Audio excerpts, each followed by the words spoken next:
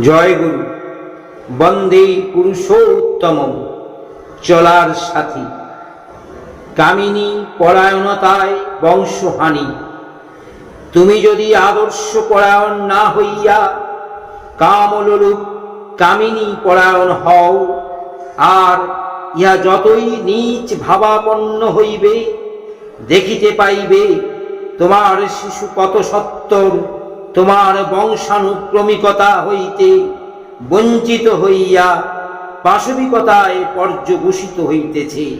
কারণ এই কামই তোমার সত্তাকে আনত করাইয়া জীবনকে উক্ত করিয়া দেয়।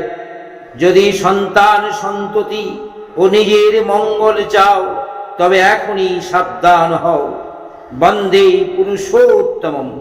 বাণী সংখ্যা 149।